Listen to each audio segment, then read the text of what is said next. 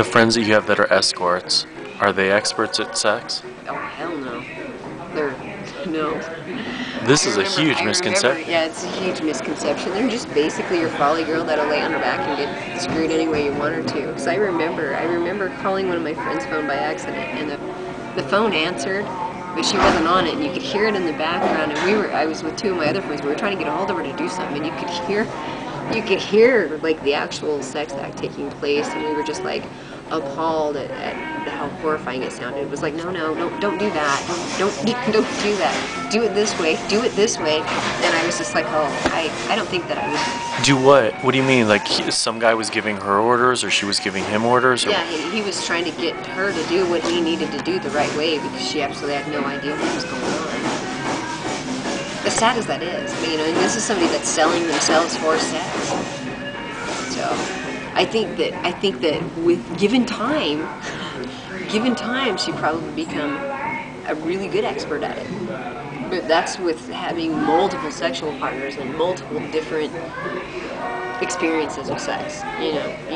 Sex with two different people is never going to be the same at all. So you're gaining a sexual experience every time these women go out and do this. It's a new sexual experience. That just adds one notch to that belt.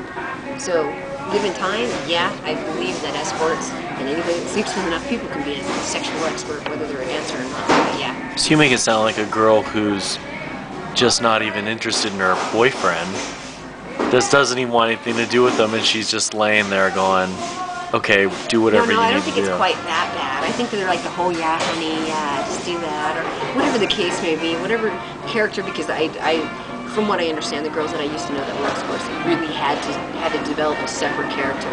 It had to be a completely separate entity when it got to that extent. Because it's not like dancing where you can go in and communicate with somebody and feel comfortable knowing that you're going to see that person again and be like, blah, blah, blah. A lot of the girls that I know actually had to create a separate personality and entity to become that person when they would go off to work, and then that person stayed at work and they came home who they were. And so, and that to me, that would be a hard thing to do. That really would. Because it's not your play character. Like dancing is a play character. It's a fun character to be. It's that whole, you're not losing any respect for yourself. You're not, and you're not in any trepidation. You're not hurting yourself mentally in any way. Some people that go and dance and they find they don't like it, feel like they're degrading themselves to that extent, like, oh, I took my clothes off for a guy or whatever. And that's fine. Everybody's, entitled to that opinion. But the difference in characters when you have an escort and a dancer are two different characters. Escorts are people that are basically in hiding about what they do, so they have to create a separate character and entity. Dancers aren't in hiding about what they do, and 90% of them have a good time with it. And then you have your basic prostitutes, like your Wells, and those girls don't have to have a separate entity. They're not hiding, they're having a good time doing what they're doing, and there's three separate directions there altogether as to what you have to become for that situation. Have you ever just been bored with your boyfriend and been like, okay, whatever, do what you have to do, and just lay there, and he's like, what's wrong with you? No.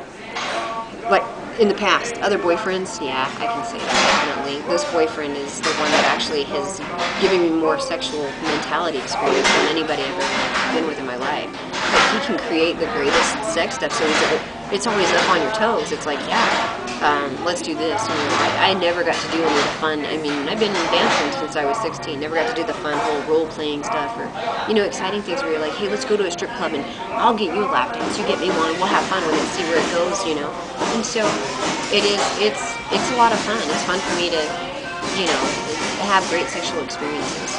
Do you think it's a common thing for women to just become bored of their mates and decide that they want to live on the edge and dance? I think it's a common thing for both people to become bored with their sex, but I don't know that dancing has